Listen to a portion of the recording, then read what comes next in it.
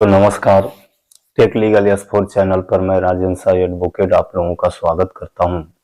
साथियों, काफी लंबे अंतराल के बाद मैं एक बार फिर आप लोगों से रूबरू हूं।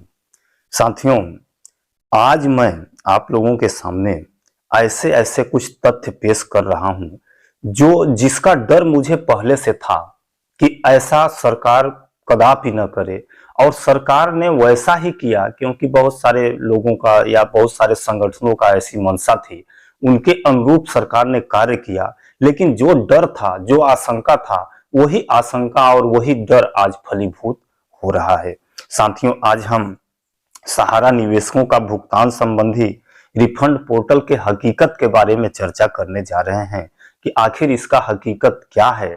साथियों, जिस दिन माननीय सर्वोच्च न्यायालय 28 मार्च 2023 को एक बहुत ही ऐतिहासिक जजमेंट दिया था पिनाक पानी मोहंती वाले केस में, और माननीय सर्वोच्च न्यायालय के द्वारा बोला गया था कि जितने भी सहारा इंडिया के वैध इन्वेस्टर हैं उन सभी का निर्धारित समय सीमा के अंदर भुगतान कराया जाए। उसके लिए माननीय सर्वोच्च न्यायालय ने एक कमेटी भी गठित की और कमेटी के निर्देशन में भुगतान कराने का आदेश जारी किया। साथियों, कमेटी के द्वारा निर्णय लिया गया कि सहारा निवेशकों के वैध इन्वेस्टरों का भुगतान पोर्टल के माध्यम से कराएंगे। बहुत ही अच्छा फैसला था। बहुत सारे लोगों ने भी कहा कि बहुत अच्छा है, पोर्टल के माध्यम से कराने से भाई भतीजावाद नहीं होगा, इसमें हीला हवाली नहीं होगी। नहीं तो अगर सहारा के माध्यम से कराया जाता तो सहारा अपने लोगों का पहले भुगतान करती और जो दूसरे लोग हैं उनका भुगतान विलंब से होता। शायद यह तर्क कुछ हद तक उनका सही था। अपने लोगों का भुगतान, अपने लोग कौन हैं, दूसरे लोग कौन हैं, अपने लोग क्या पैसा निवेश नहीं किए हैं या उनका जो पैसा लगा है वो खैरात का आया है, खैर ये उनकी बात थी। लेकिन हम उसी समय विरोध किए थे कि इस तरह का फिजूल खर्ची बढ़ाने से कोई फायदा निवेशकों का नहीं हो रहा है। यह फिजूल खर्ची आखिर सरकार निवेशकों का क्यों करा रही है? एक एक बॉन्ड का आवेदन करने के लिए निवेशकों को 4-4, 5-5, यहां तक कि हफ्तों या महीनों दिन तक कंप्यूटर ऑफिस में चक्कर लगाना पड़ा। जहां कंप्यूटर के दुकान हुआ करते थे वहां 1 दिन, 2 दिन, 3 दिन, आज पोर्टल नहीं चल रहा है, आज ये है वो है। इसके बाद भी पैसा भी खर्च करना पड़ा, और पैसा खर्च करने के बाद जब जैसे आवेदन हुआ, आवेदन के 30 दिन, 45 दिन, 60 दिन बीतने के बाद क्या हुआ, जो स्थिति हम पहले बोले थे वही स्थिति आके रुक गई।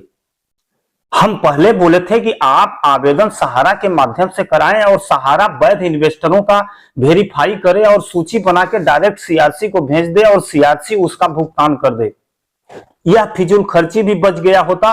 और आज जो डिफिशियंसी कम्युनिकेटेड के मैसेज आ रहे हैं, यह डिफिशियंसी कम्युनिकेटेड के मैसेज आने का प्रश्न ही न उठता। आज ये डिफिशियंसी कम्युनिकेटेड का मैसेज देखिए, अधिकांशतः मैसेज में यह है कि आपके द्वारा खाता ओपनिंग फॉर्म अपलोड नहीं किया गया है, आपके द्वारा सोसाइटी सदस्य के मेंबर का फॉर्म अपलोड नहीं किया गया है, आपका नाम आधार में कुछ और है और बॉन्ड में कुछ और है। यह जो कमियां बताई जा रही हैं पोर्टल के माध्यम से, इस कमियों को दूर कौन करेगा?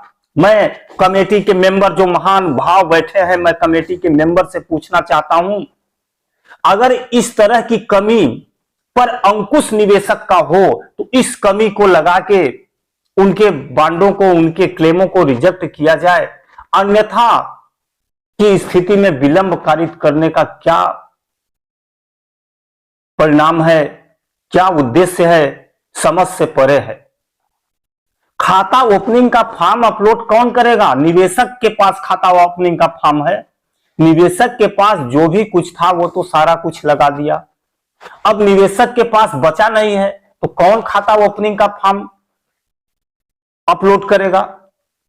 यह उन कमेटी के मेंबरान को सोचना चाहिए, और कमेटी के मेंबरान को पोर्टल जारी करने से पहले सारे निवेशकों के सारे दस्तावेज अपने पास सुरक्षित कर लेने चाहिए, और जैसे ही निवेशक क्लेम करता तत्काल वेरीफाई करके निर्धारित समयावधि में उनका पैसा भुगतान हो गया होता।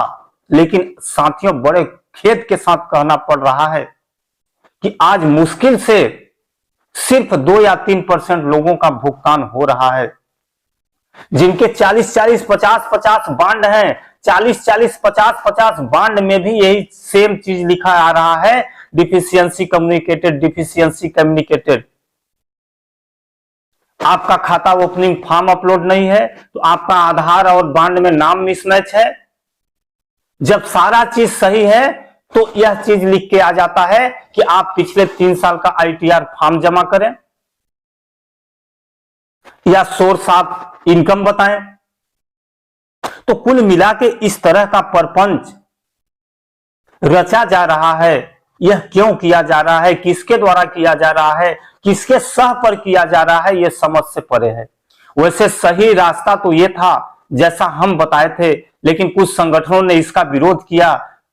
अब उनके विरोध का खामियाजा आज सारे सहारा निवेशकों को भुगतना पड़ रहा है। अब तक में बहुत सारे लोगों का भुगतान हो गया होता, लेकिन अब ऐसा लगता है कि जो राशि सेबी से 5,000 करोड़ रुपया सीआरसी को ट्रांसफर हुई है, 5,000 करोड़ रुपए में से मुश्किल से 100 या 200 करोड़ का ही भुगतान हो पाएगा। शेष राशि पुनः सेबी के पास ट्रांसफर हो जाएगी और कमेटी के द्वारा लिख दिया जाएगा कि जितने सहारा के वैध इन्वेस्टर हैं उनका भुगतान कर दिया गया, बाकी जितने क्लेम आए थे ये सभी सहारा के वैध इन्वेस्टर नहीं है। यही स्थिति होने वाली थी, यही स्थिति होने वाली है, क्योंकि हम लोगों ने सकारात्मक ढंग से पहल नहीं किया, हम लोगों ने सरकार पर दबाव नहीं बनाया और फिजूल खर्ची का शिकार होते गए। हम पहले बोले थे कि आवेदन सहारा के माध्यम से लिया जाए, जैसा कि प्रक्रिया है सरकार से बोल के सहारा के ब्रांचेस को ओपन कराया जाए और सहारा के ब्रांचेज में एक प्रक्रिया एक निर्धारित कर दी जाए कि यहां तक के लोग पहले अपना आवेदन करेंगे और उसके बाद आवेदन हुआ होता, वहां स्क्रूटनी हुआ होता, वहां मिलान हुआ होता, मिलान स्क्रूटनी होने के बाद एक सूची बनी होती और उस सूची को सीआरसी के पास भेज दिया गया होता और अब तक में करोड़ों निवेशकों का भुगतान बहुत ही आसानी से हो गया होता। अब तक में दूसरी किस्त लेने का आवेदन माननीय सर्वोच्च न्यायालय में पेश हो गया होता, लेकिन इन चीजों का नजरअंदाज हमारे संगठन के लोगों ने भी किए, जिसका खामियाजा आज उठा रहे हैं। लेकिन अभी समय है, अभी भी सतर्क हो जाएं। पोर्टल के माध्यम से भुगतान होना संभव नहीं है, सहारा के माध्यम से भुगतान बहुत ही आसानी से हो सकता है। साथियों, इसी बातों के साथ मैं अपनी वाणी को विराम देता हूं। अगर वीडियो अच्छी लगी हो कृपया इसे लाइक करें, शेयर करें, चैनल पर नए हो तो चैनल सब्सक्राइब कर दें। साथियों, नमस्कार।